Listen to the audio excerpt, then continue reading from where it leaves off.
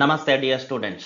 Welcome to our YouTube channel Master Physics Academy. By learning physics here, you will definitely master physics. This is the fourth part of video solution COMEDK 2020. Here I am going to discuss question number 31 to question number 40 in greater detail. It is going to help you in understanding underlying physics concepts thoroughly, and also it is going to help you in the preparation of upcoming exams like NEET and JEE. So watch this video thoroughly and with full concentration. Let's begin with question number 31. Question number 31. The resonant angular frequency of a series LCR circuit with L equals 3 Henry, there should be a comma here, C equals 27 microfarad and R equals 7.4 ohms is. If you look at the question, we feel like this is photocropped from some reference book. It doesn't seem like they have typed the question. It should be done very properly because it's a national level exam. I don't feel this is a good thing. Let us hope that they are going to rectify this in coming years. So, but our job is to find the solution, right? Let us do it promptly. So, the angular frequency, resonant angular frequency is given by 1 divided by root of inductance and capacitance. So, let us substitute now. So, it is going to be 1 divided by root of L value is given as 3 Henry and C is 27 microfarad. Now, 3 into 27 is 81, root of that will be 9 and root of 10 to the power minus 6 will be equal to 10 to the power minus 3. So, this is going to be 1000 divided by 9.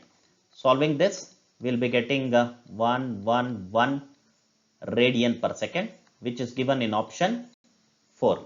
Option 4 is correct choice.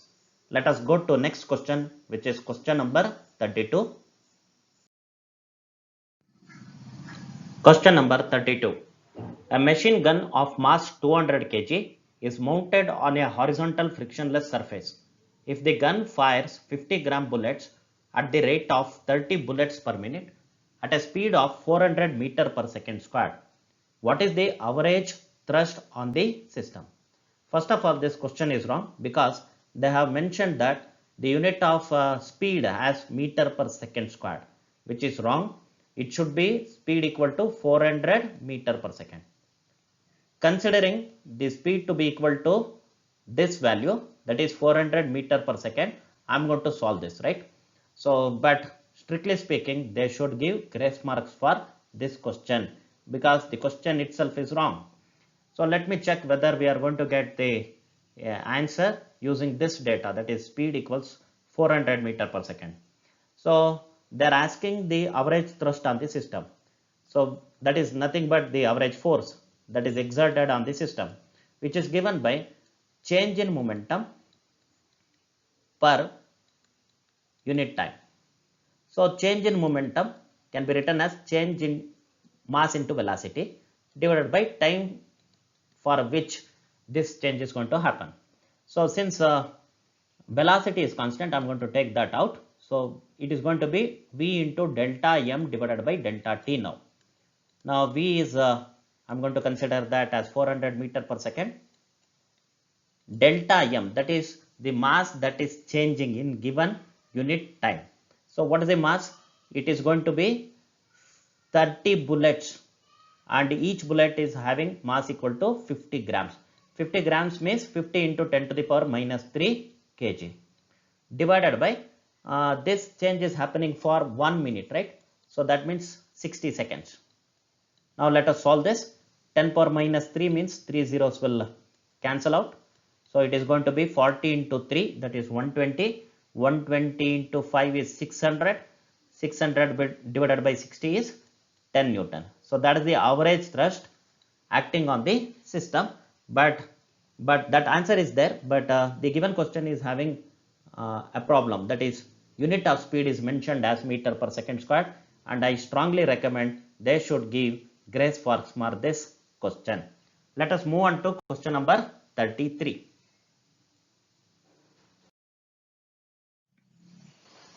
If a particles are moving with same velocity, then which has maximum de Broglie wavelength? The expression for de Broglie wavelength is given by h divided by linear momentum, which can be written as mass into velocity. So here all the particles are moving with same velocity and h is constant. Hence, the de Broglie wavelength will be inversely proportional to mass of the body. So they are asking what is which of the particle is having maximum de Broglie wavelength. So we need to check which body has minimum mass. The body having minimum mass will be having maximum wavelength. So out of given 4, proton, alpha particle, beta particle and neutron, beta particle is the body having least mass because beta particle is nothing but stream of electrons, right? So option 3 is correct choice. Let's move on to question number 34. Question number 34. An electron in a hydrogen atom is revolving around a positively charged nucleus. The two physical quantities which explain the orbit of an electron are. Look at the options. Some options are having greater font size, some options are having smaller font size. It seems like they haven't typed it. They have taken a photo from some reference book and cropped it as a question. It is not at all good for a competitive exam like COMEDK. I hope they are going to rectify this in coming years. Our job is to find the answer, right? Let us do it promptly. So what question they are asking is, what are the two physical quantities which explain the orbit of an electron? That means, what are the two physical quantities which are going to depend on n? N is orbital number or principal quantum number. So first option, in the first option, the first physical quantity is linear momentum, right? So linear momentum is given by formula mass into velocity. So at the first look, it seems like linear momentum is not at all going to depend on the principal quantum number, but it is indirectly going to depend on n. How? I will show you. B is inversely proportional to n. This is the knowledge we have. That means P is also going to depend on n inversely. That means linear momentum is going to depend on n. The second physical quantity, which is total energy of electron, it's very clearly evident that it is going to depend on n because we have a direct formula for it, like E equals minus 13.6 divided by n square electron volt. That means E is inversely proportional to square of the orbital number. So option 1 is correct. Then let us look at second option, in which the first physical quantity is angular momentum. Angular momentum, according to Bohr's second postulate, it is given by n into h divided by 2 pi. That means L is directly proportional to n. Hence it is going to depend on n. Electrostatic force between nucleus and an electron. The expression for electrostatic force between nucleus and the electron of an hydrogen atom is 1 divided by 4 pi epsilon naught. The nucleus charge is E. The electron charge is also E. So E into E is E squared divided by R squared. At the first look, it also looks like it does not depend on n. But we know that radius of orbit of electron in electron revolving around the nucleus is directly proportional to n square. That means F is inversely proportional to 4th power of n. That means F is also going to depend on the n value. Hence option 2 is also correct. So let us look at option 3. Energy of electron. Yes, it is going to depend on n. Electrostatic force between nucleus and electron. Just now we came to know that it is going to depend on n. Option 4, which they claim as the answer. Yes, angular momentum depends on n and total energy of electron. So all of the 4 options, they are going to be correct with this regard. So I don't know what rules they have for this kind of a situation, but I recommend a grace mark for this because students may get confused in the examination hall because of this kind of a question. They haven't cross-checked the questions before uploading it to the online portal. So that is the thing that is coming to my head when I go through the COMEDK question paper. It is really bad. It is really bad. Whatever, let us go to the next question.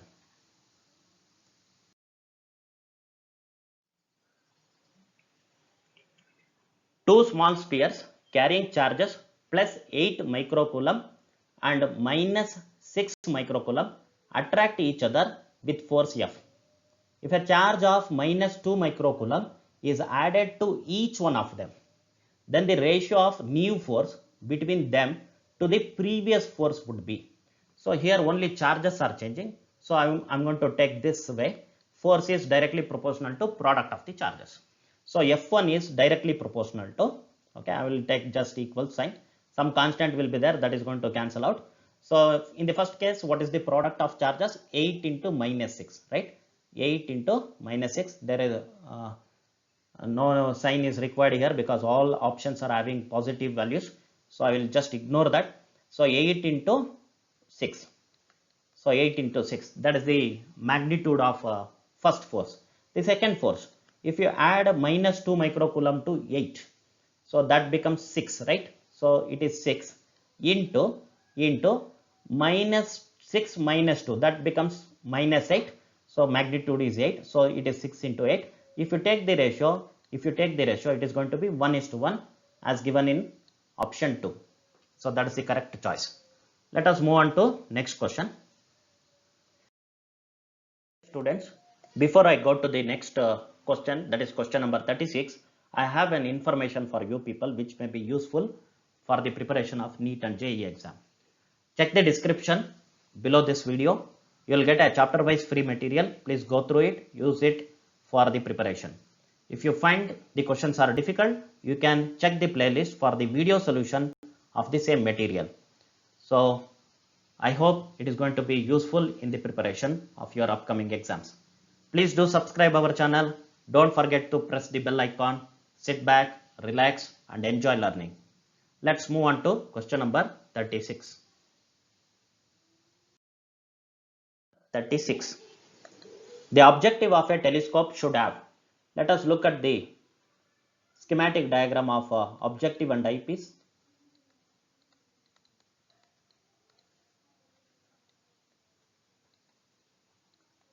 So if you look at the diagram, objective is having larger aperture, and from the concept we know that it should have large or greater focal length to have greater magnification.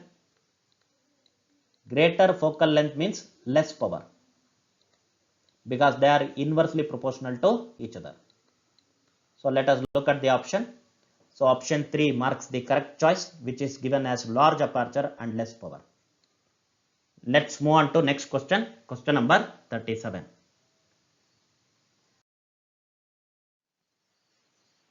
Light falls from glass to air. The angle of incidence for which the angle of deviation is 90 degree as shown in figure is. Given refractive index of glass is √2. So this diagram is not clearly visible. They have done this using paint software, I think. So whatever, this is not the ray. This is just the direction of incident ray. So again, this diagram is wrong according to my sense. Incident direction. It is not the refracted ray. There is no refracted ray for this case. This is incident direction. Direction of incident ray. This is just direction of incident ray. They would have mentioned it with dotted lines. They haven't done it. So you may get confused there is a refracted ray. Because for 90 degree angle of deviation, all the ray will be present inside the glass medium. This means this is a total internal reflection case. This is total internal reflection case. So therefore, I will apply loss of reflection here. Angle of incidence will be I. Angle of reflection should be equal to I according to the laws of reflection. Then consider this straight line. Consider this straight line. So what I can write is 180 degree is equal to 90 degree plus 2i. So 2i is 90 degree, then I is equal to 45 degree. Therefore, angle of incidence in this case will be equal to 45 degree. Option 2 is correct choice. Let's move on to question number 38. 38. A homogeneous disk of mass 1 kg and radius 0.5 meter is rotating about its axis with an angular velocity 5 radian per second. Its linear momentum will be. Okay. So linear momentum expression is given by mass into velocity, right? But the connection between linear velocity and angular velocity is given by v equals r omega. Now let us substitute that. We'll be getting linear momentum equals m into r into omega. Let us substitute now. Mass is given as 1 kg, radius is 0.5 meter, which can be written as 1 by 2 into omega is given as 5 radian per second. Solving this, we'll be getting answer as 2.5 kg meter per second. That means option 3 is correct. But look at the unit they have mentioned. K should be smaller letter. K should be smaller case. Okay, but they have given capital K. But I don't think grace marks will be awarded for that reason. But I will show one more way of solving this. So you will feel really interesting. I'll show one more way. See, the angular momentum is given by I omega, right? This is the rotational analog of linear momentum. Linear momentum changes to angular momentum. Mass of the body changes to moment of inertia. Linear velocity of the body changes to angular velocity. This formula you will be knowing. So let us substitute I. I is here it is homogeneous disk which is rotating about its axis. Hence it is going to be mr squared by 2. I value is mr squared by 2 and omega. Now let us substitute. M is 1 kg. R is 0.5 meter. Squaring that will be getting 0.25. Omega is 5 divided by 2. So what is the answer we are getting for angular momentum? It is going to be 1.25 divided by 2. So that is the answer we are getting. So now we have the relation between angular momentum and linear momentum like Rp. L is equal to Rp. Then what is the value for what is the expression for P in this case? P is equal to L divided by R. Let us do that now. So what is L? L we came to know that it is going to be 1.25 divided by 2. And what is R? R is going to be 0.5. So if you solve this, you are going to get linear momentum as 1.25 kg meter per second. Why this ambiguity rising? Why this ambiguity rising? Because this question itself is wrong. This question is wrong. Why? We cannot associate linear momentum for a rotating extended bodies. We cannot associate linear momentum for perfect rotating body. Linear momentum won't be there. Okay, we cannot associate linear momentum for perfectly rotating body which is extended body. Hence this question is wrong. I strongly recommend they should give grace marks. Oh God, how many grace marks you are going to get in this year? Really funny. So somebody give me your credential. I'm going to challenge all these questions. So please mail me. I will be giving my mail address in the video description below. Please mail me your credentials, that is login and password. I am going to definitely challenge these questions. Thank you. Thank you. So let us move on to next question.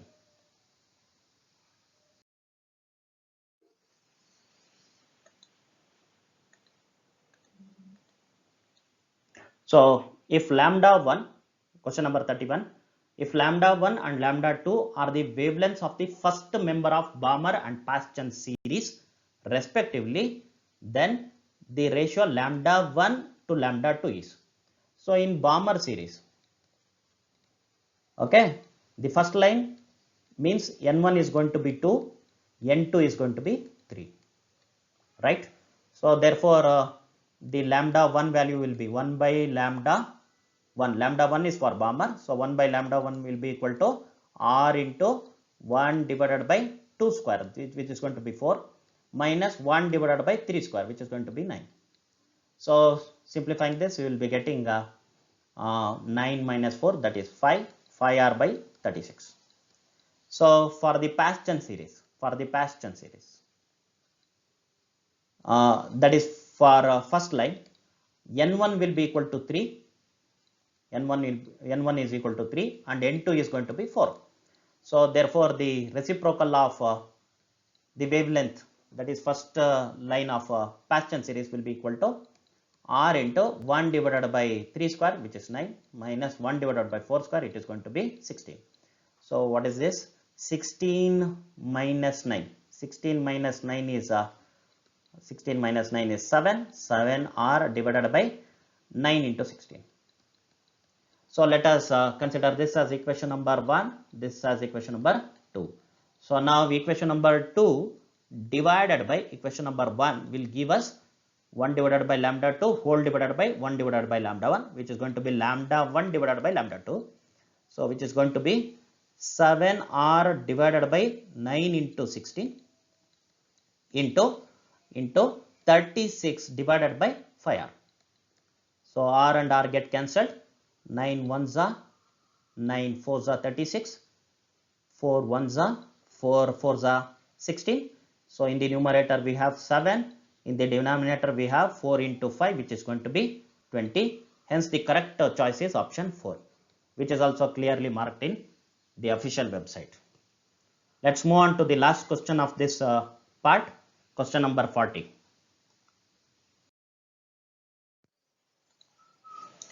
Question number 40, with usual notations, the correct form of Biot-Savart's law, which gives the magnetic field due to a current element ideal in magnitude and direction is.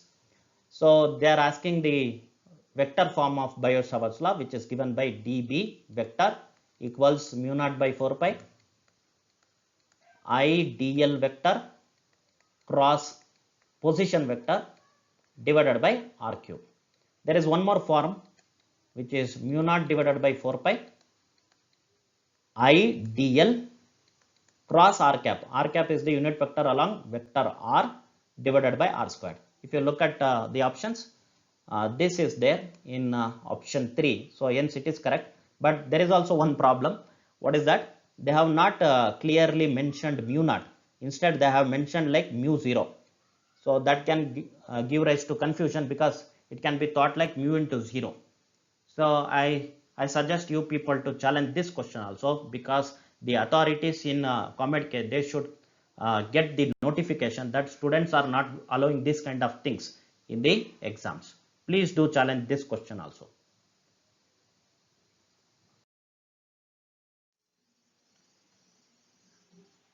Dear students, thanks for watching. Please do subscribe our channel, share it, like it if you feel this was helpful. All the very best for your upcoming exams. Do well. ಒಳಿತಾಗಲಿ, ಶುಭವಾಗಲಿ.